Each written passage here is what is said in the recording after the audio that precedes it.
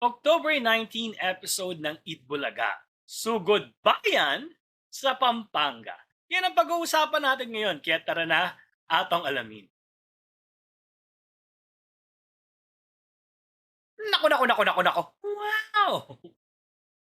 Bago, sumugod ang buong tropa ng Eat Bulaga sa Pampanga.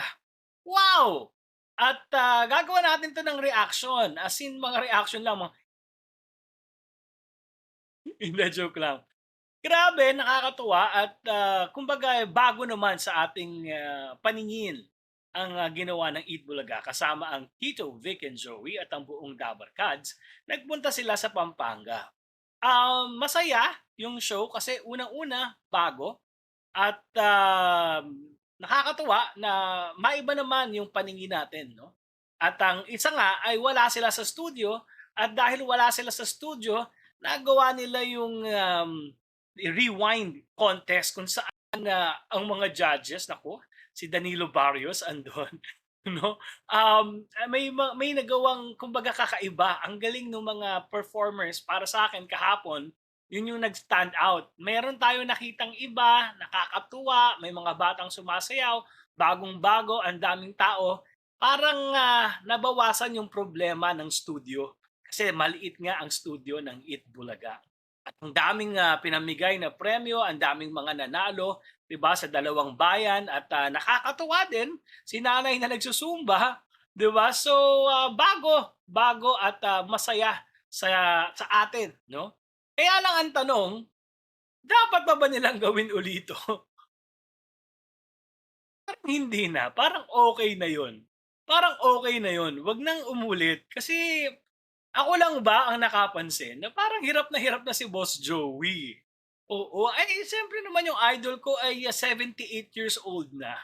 At kung ako ang tatanungin, ayoko siyang mapunta sa ganitong sitwasyon, si Boss Joey in particular, 'no? Kasi baka may mangyari, 'di ba? Baka mapaano yung idol ko.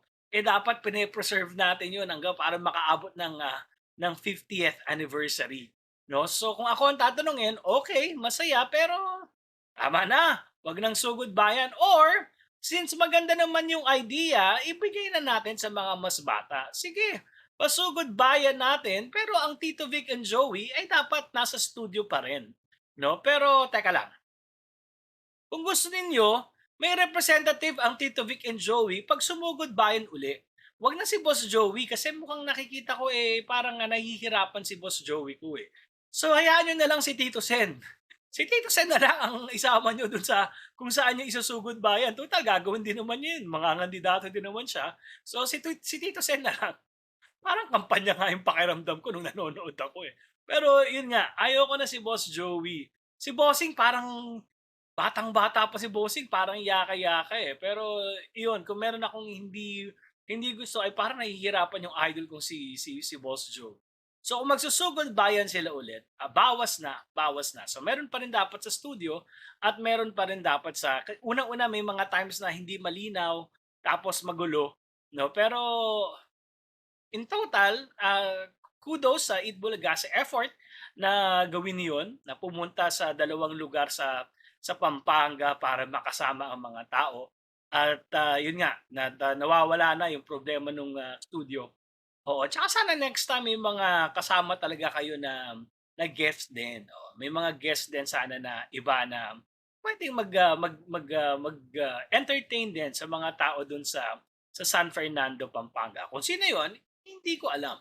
Tama din, na nawala si Queen Amber, oo. Para kasi delikado, isipin niyo kapag bata kasama dun, tumatakbo sila, oo. At saka medyo masyadong matagal yung introduction nila kada isa, kilala na naman natin sila kada isa, eh, dapat sabay-sabay na lang sila tumatakbo tapos production number na kaagad. Oo, at, yun lang sana mas, yung safety lang kasi ni Boss Joey ang pinakaproblema ko habang nanonood ako. Yung puso ko natatakot ako para kay Boss Joey kasi ang haba ng mga nilalakad nila, eh. 'Di ba? Eh, o kaya alam niyo may nabibili ngayon yung parang mga electric car, ipa-electric yung Boss Joey kaso mainit, eh. Alam niyo siguro itong takot ko na ito kasi alam niyo po yung nanay ko, sobrang init lumabas. Ayan, sabi nga ng gobyerno, Naku, walang pasok ngayon kasi mainit. Eh, yung nanay ko pati lalayas, lumayas, ayun. Yan, sa init, pagkatapos ng ano, yan, na heart attack. So, sana ingatan lang po natin lalo yung, mga matatanda sila sila pero sila Boss Wally mukhang sanay na naman, eh. Yun lang. Suma total, masaya, pero parang kulang pa rin, parang hindi ko alam. At, napakinggan niyo na ba yung bagong, single ng mga Singing Queen? Gusto niyo bang pag-usapan natin? I-comment niyo. Teka, gusto ko bang pag-usapan? O sige, i-comment niyo. Sige, gawa ka ng, reaction video sa kantang "Oh Babe" ng, mga Singing Queens. Ayan, kung umabot po kayo dito, maraming maraming salamat at, sana po ay, pagpalain po kayo lahat ng Diyos. Piliin po natin maging masaya and always try to be happy. At diyan na po nagtatapos ang banat ko. Kaya ako naman ang banatan niyo. At ang alamin